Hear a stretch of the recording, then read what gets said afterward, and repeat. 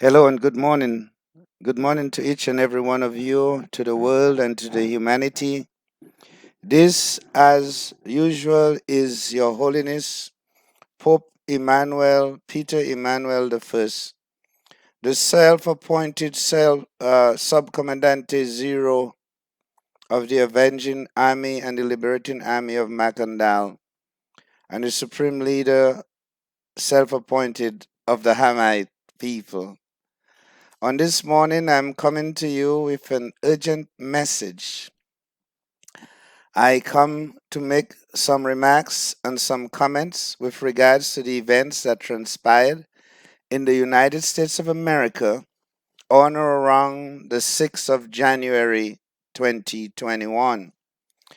You see, for a very, very long time, we and our movement, we had endorsed and supported Donald Trump. Now, let me explain to you the reason for that, okay?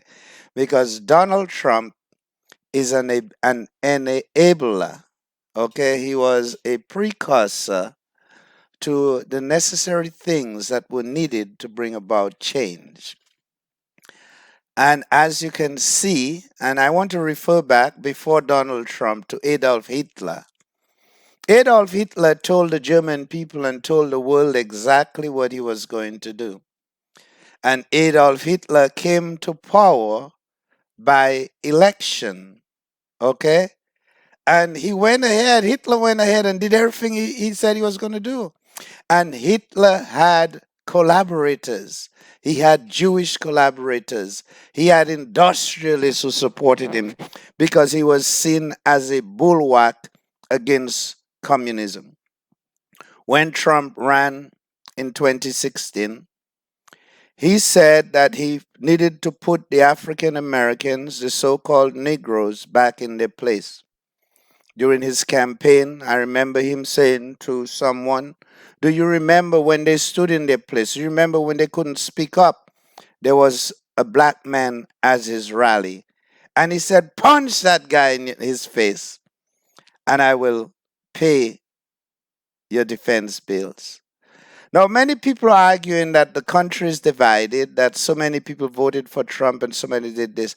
And I do not buy that. I do not accept that. And simply because civility, human rights, the rule of law, the protection of one's constitution from enemies within and enemies without does not take a holiday.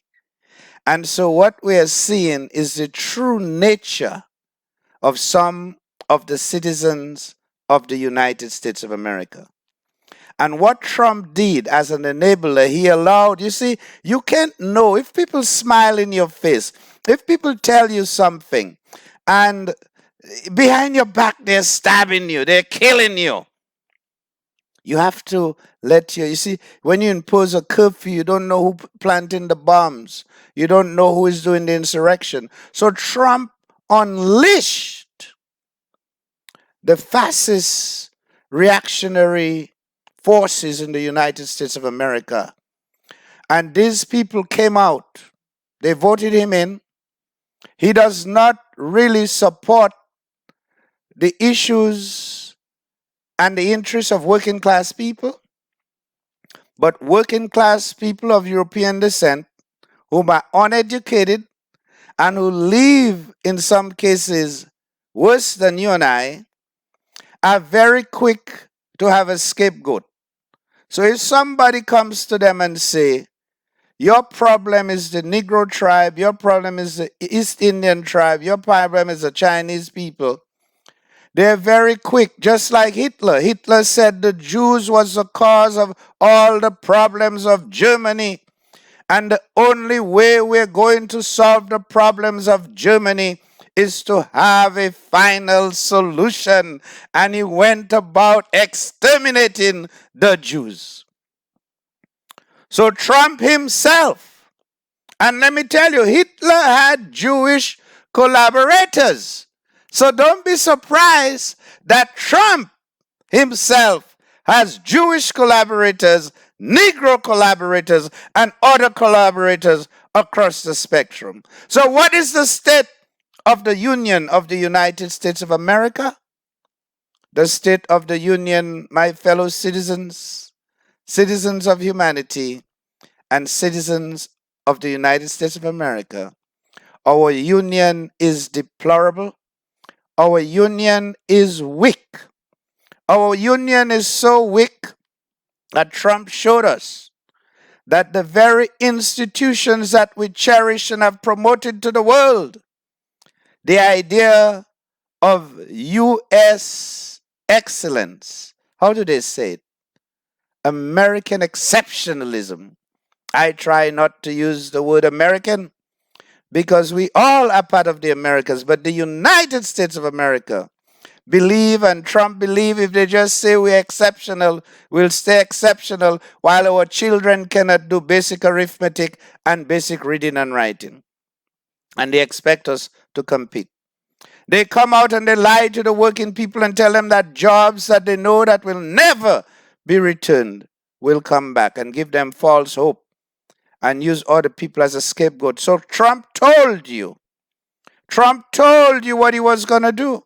Trump advertised what he was going to do, and they did it for the whole world to see.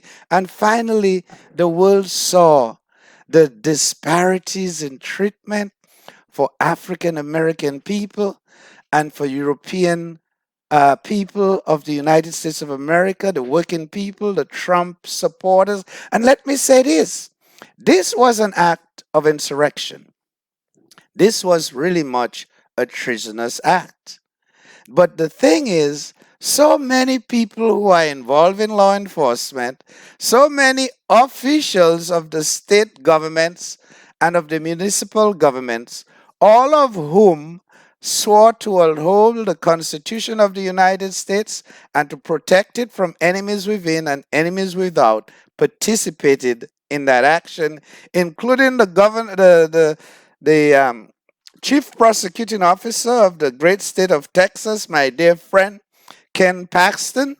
He was a leader in the insurrection. So if these people are going to get away with that, then I'm telling you, the whole system has to change. Black people, brown people have to get a better deal, and we have to insist on it, because we are no longer going to live under these conditions. Imagine this. If you try a coup in Turkey, you are executed. If you try a coup in Russia, you are executed. If you try a coup anywhere in the world and you don't succeed, you're going to be crushed. So we have to crush these people. Yes, we will use the legalities to crush them. But when somebody goes into the Capitol building and they're calling for a mob hanging of the speaker, the third in line for the succession, when somebody and a group of people goes to the Capitol building and they threaten to hang the vice president, I mean, this is real. This is real. But you know what is most ironic? What is funny, I want to tell you about the dynamics of racism, superiority complexes, and inferiority complex, okay?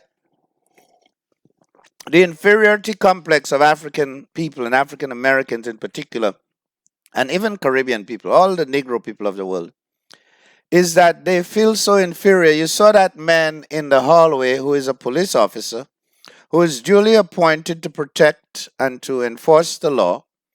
And you saw him running, a black man, and then stopping for the mob and swinging his baton. I mean, at least the man had 6 or 7 bullets in his gun. He could have taken out 6 or 7 of the coup people coming to overthrow the government. But he felt so inferior to them. Now, you and I know that no Asian person, no Mexican person, no Negro person dare. And all the time they had us thinking the Capitol building was so secure. All the time we thought that, please apologize. It's the first thing in the morning. I'm having some good salty bacon with some salty eggs.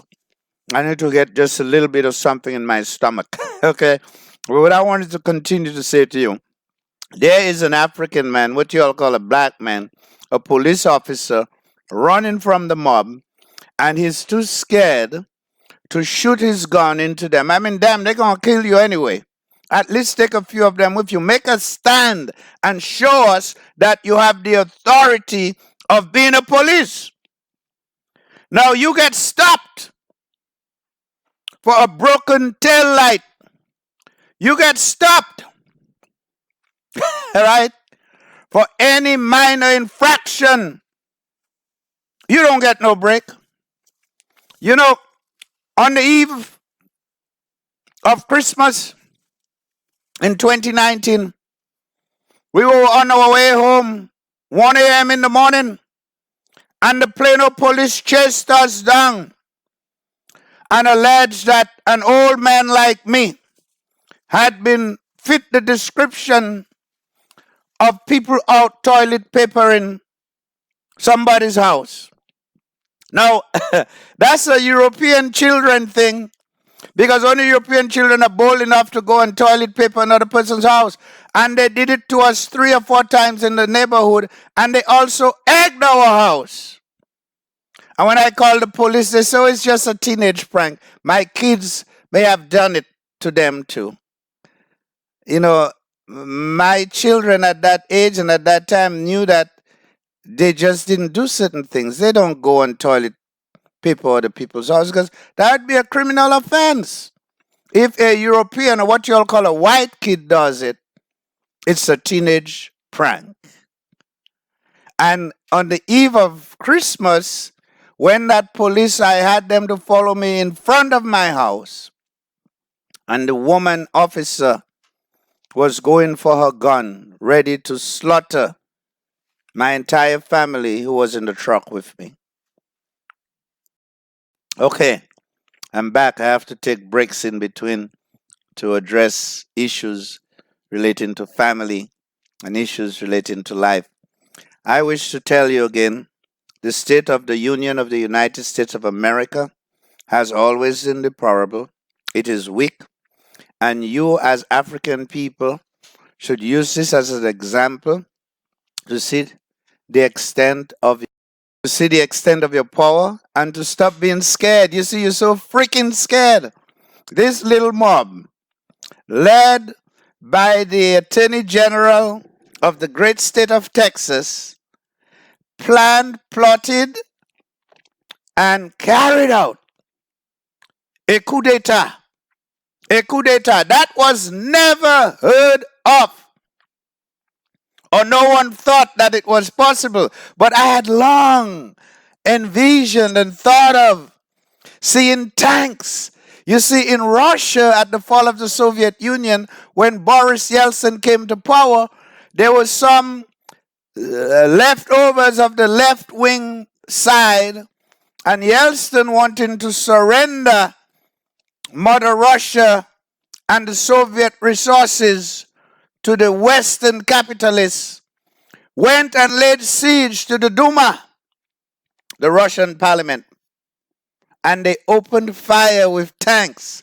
So for a moment there, I had envisioned a coup in which some of the military leaders would collaborate with Trump, and they would lay siege to Washington and unseat an elected government of the United States of America. The elected president and future president and Vice President Kamala Harris and Joe Biden and the United States Department of Justice must prosecute to the fullest extent of the law all whom have participated in this coup d'etat, or in this ill-fated attempted coup d'etat. The government have to make an example of these people, otherwise our beloved United States of America is getting ready to unravel at the seams. Let me say it again. The same way they make an example of us by killing us, the same way they believe that power flows from the barrel of a gun, we must now show them that power and that the pen is mightier than the sword. So I'm calling on the incoming Attorney General of the United States of America. I am calling on the new government that will be formed on the 21st of January in a couple of weeks to prosecute to the full extent of the law and to expose all the government officials who committed this act of treason on the 6th of January 2021. So I ask you, as my fellow citizens, wherever you may be, to send a message to your representatives and to let them know that you, like us, and like everyone else, you want to see justice for the United States of America. And we say that not only must the people who committed those acts be held to account, but all of the leaders, starting with Donald Trump and his family, must be brought to account. Now, let me say this in closing. We knew what we were doing when we supported Donald Trump. We knew that it would come to this. Okay? And people hated us for it. They say, how can you support Trump? Trump was going to do something to really finally show the world and to show the people of the United States his true colors. We pray for those misguided people. You look at them. When you see those people at the Capitol building, they were misguided. They don't know no better. They most likely cannot read and write properly. Don't know how to use a computer. Okay, I don't give a shit what you all think. There's the same people, y'all can come after us. You come after us whether we say or do nothing. Okay, people get mad. They say, oh, Pope, you talk too much. You always have a position. The least thing you can do in life, when you see something wrong, you can't stop it with the force of your presence. Then you must speak out against it. And today we speak out. We say the state of the United States Union is weak. The empire is falling. And we witness the true manifestation of racism, disparities in treatment, when the coup began on Tuesday and there were no military forces to protect the seat of government. And then you witness a police officer who is black, too scared to defend himself and to defend the Capitol building. And had this been black people, African people, they would have been mowed down. They would never have gotten into that building. There would have been overwhelming force in terms of arrangements to protect, as you witnessed this past summer when the people of the United States of America, not just black people and African people, but all peoples over the world, were united by the arrogance and the global arrogance of Donald Trump. Donald Trump, come January 22nd, must be hunted down and brought to trial. Similarly, all of the state officials, the police officers, all whom I don't say because you top at Donald Trump, you're racist, but these people were chanting and advocated the violent overthrow and participated in an attempted coup to violently overthrow the U.S. government. Now you know that you and I, as Hamites, as people who come from the descendants of slaves, that if we organize, if we form a little militia, if we try to protect our families and our communities, we are branded as terrorists. We are hunted down. The Justice Department comes with a sealed indictment. and we are put in a federal prison and the keys are thrown away. My people, if you who are progressive, if you who support the United States of America are not willing to stand up, if you like that police officer, you have a gun and people coming at you and you're not willing to kill a few of them before they kill you, then you've got a problem. You better wake up. This was the wake up call. This was the call that showed you that the United States of America is no different than a fascist dictatorship or a banana republic. And we knew that Trump would bring the U.S. down. Down. All that bolstering, all that talk about shiny missiles and bombing people and destroying other people's countries. An ignorant street thug. His father was a low-class slum lord. This man is a disgrace to humanity. And you people want to talk about, oh, it's divided, they support Trump. They don't know nothing about Trump. Just the media and the showmanship got him name recognition. And those people are so drawn in hatred that anyone who came to them and make it okay for them to openly act the way they want to act, they accepted him. And he brought them out and showed us who they are, and where they're hiding. And now I know them. I know them and they know me. And so I want to tell you that we are going to be involved. We're going to participate. And we know that the African people in the United States of America, the black people, have no leadership, no leader. Jesse Jackson didn't cut it. Al Sharpton didn't cut it. Actually, our leader is Ben Crump now. He flies in and collects a check from the municipality after they kill one of us. And they're never going to stop killing us until we instill fear in their hearts.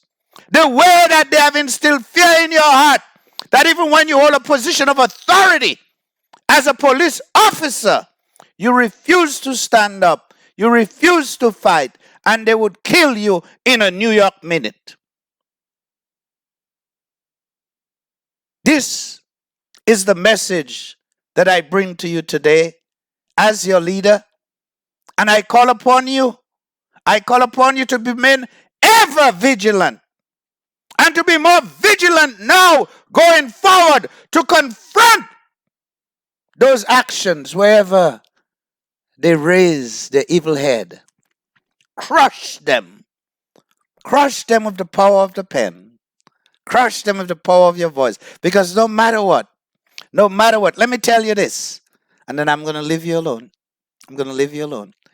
The way I know that the pen is much more powerful than the sword is everything Trump has done and achieved is by utilizing. And you see, if Hitler was there today, Hitler would have a great time. If Goebbels was here today, he would have a great time. He would have Facebook, he would have Twitter, he would have YouTube. And Trump utilized all his mass media until he finally showed you where we were going and you shut him down. But 95 million people you can communicate with for free from Twitter, from Facebook, from YouTube. You can reach people anywhere in the world and spread your propaganda. So I've got to give it to Trump. Trump knew how to use the media. You see, when we speak about the pen, we don't literally just mean the pen. We mean using your intellectual abilities. The video is a form of a pen. Twitter is the pen. YouTube is the pen. Okay? What I'm doing here today is the pen. Now, if I were to go out with my AK-47 or my cannons or my M60 machine gun, I can't do too much damage. I can't. At the most, you can kill some people. That's it. But look how many people Trump has killed becoming president, using the propaganda and using the pen to attain that power. And people are still dying around the world because of the actions of Trump. People are dying in Yemen. People are dying in Syria. And we need peace. We need to bring peace and stability to the Middle East. We need to bring peace and stability to the African continent. We need to bring peace and stability to the South American countries where you see, and that's the other issue that people are not aware of. And I'm going to try to cut it now. United States of America, the National Security Agency, the CIA, is involved in every other country's politics and government. They have a plan for every government in the world. In the meantime, they don't have a plan for us. They can't get us a vaccine. They can't give us proper health care. The coronavirus has demonstrated that the idea that the marketplace can respond and satisfy all the needs of society in what we say is the greatest country of earth had showed us that we have the largest casualties from COVID-19 than any other country in the world. And even for that, Trump should be put on trial. Trump should be put on trial for the almost 500,000 people that are going to die in the United States of America. Ivanka Trump should be put on trial. Jared Kushner should be put on trial. Donald Trump Jr. should be put on trial. His entire family. Only his wife should be let go. So the pen is mightier than the sword. Trump used it very well. Became one of the most powerful people in the world. A low class man. So that says there's hope for us. And there's hope for me to become the supreme leader of the African people in the United States of America. The African people need a leader, not just a pastor. You see, that's the thing. The political leadership knows how to deal with the Africans. The Africans have bought into Christianity and the biggest institutions in all of the neighborhoods. No banks, no stores, but they damn sure got churches. And everybody in that community who could not achieve prominence and what do you call it, prestige, they pick up a Bible and they say, I got the call. And you know, people who don't know the truth believe that they can solve their problems just by prayer and just by believing in some a dead Jewish guy, my cousin Jesus, who never met and who don't care about them because God don't like black people. Let me put it straight to you. This God thing is not for us. It's time for us to look internally. And if you look to your Pope, if you look at your leadership, if you look at how Trumps go to Steve Harvey, Kanye West, Kim Kardashian, okay? I watched Kim Kardashian have sex with Reggie, and Kim Kardashian has the ugliest vagina I've ever seen. After I saw her vagina, I had no desire for sexual intercourse after that. But what I want to say to you, these are the people that the mainstream leadership of white conservatives and liberals impose as the leader of the black people. It's time for you to choose your own leader. And I'm running.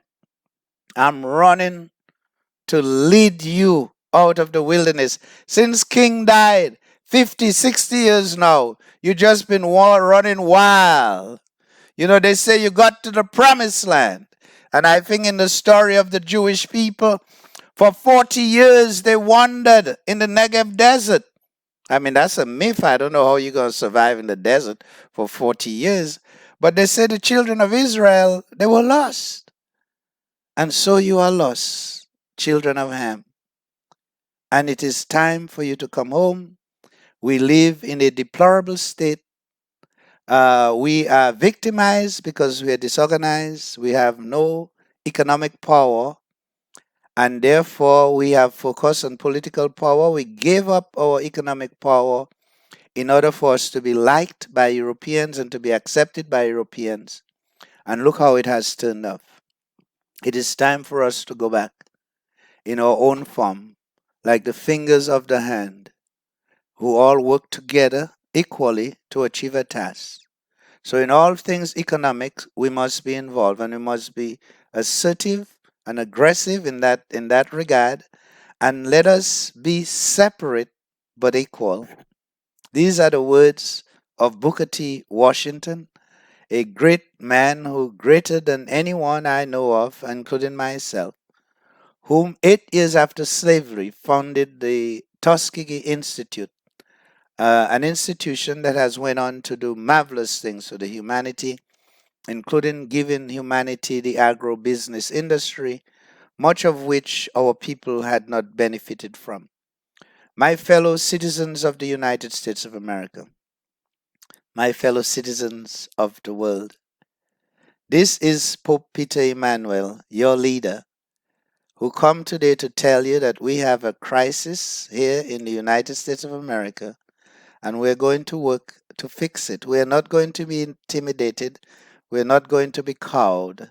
Now we know what illiteracy looks like.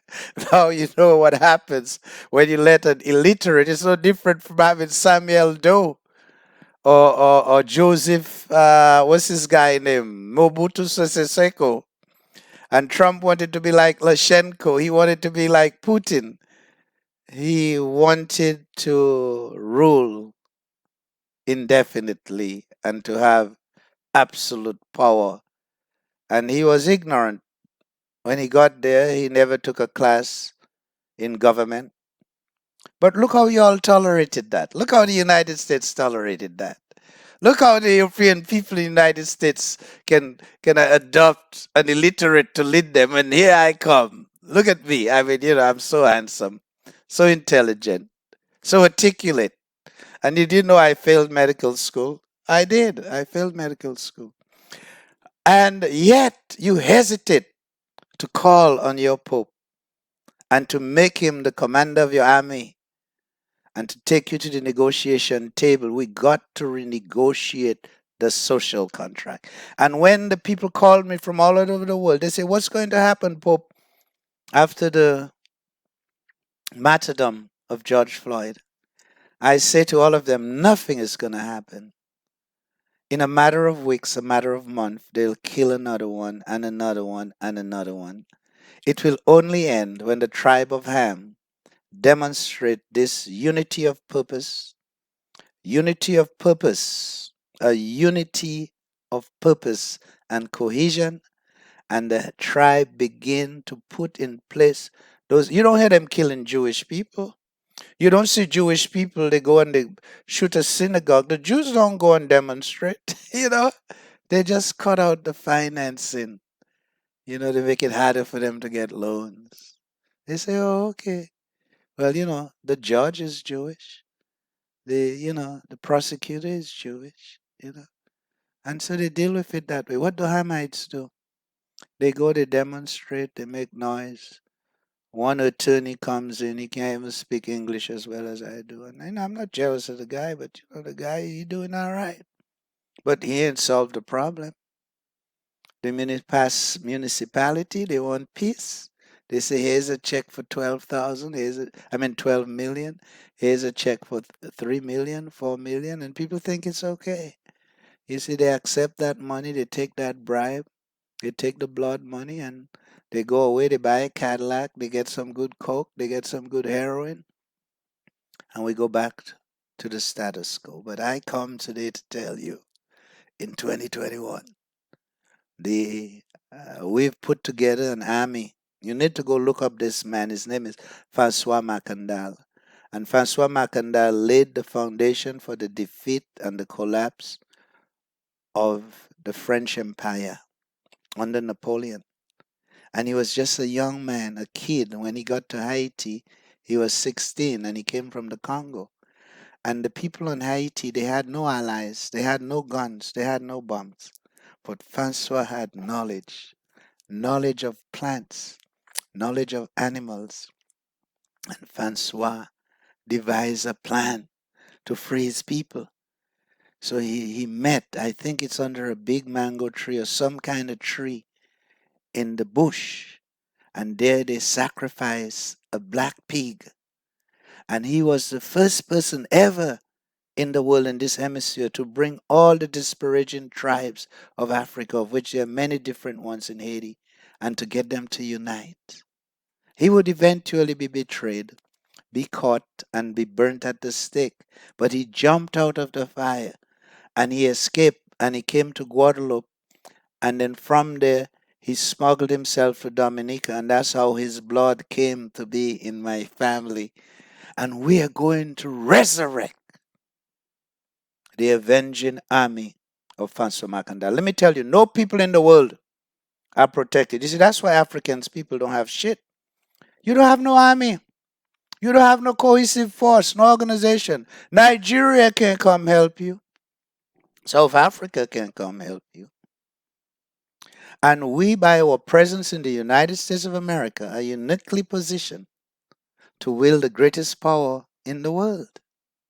But because we have been mentally brainwashed and we don't have unity of purpose, we don't have an ideological grounding that brings us together, all we have is Jesus and fake Christianity. And half the people, 99% of the people who tell me they're Christian have never read the Bible. I don't know if they can read. And very often the pastor is a functional illiterate. Yes, functional illiterates. And you put so much faith. You think T.D. Jakes is going to go out there when the war break out? You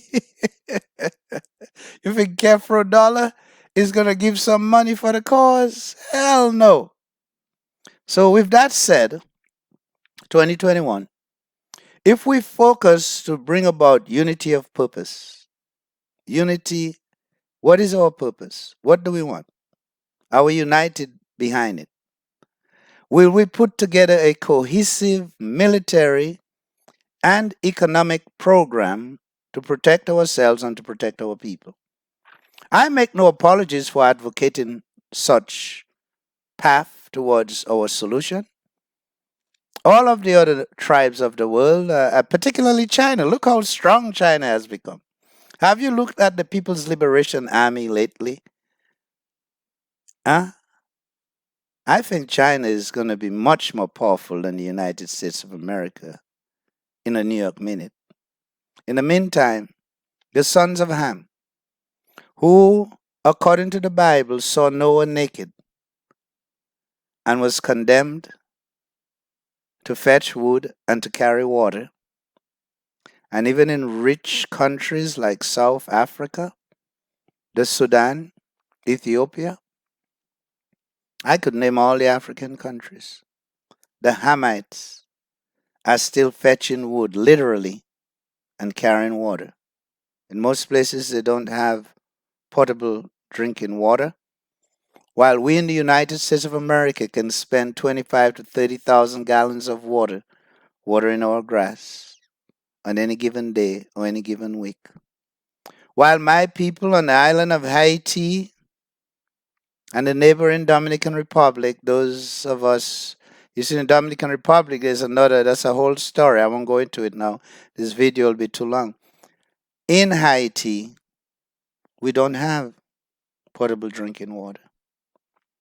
My people, the state of the U.S. Union is weak.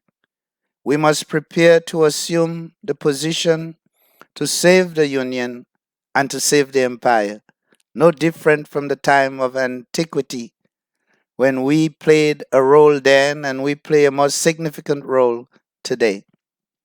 And so I call upon you today, wherever you are.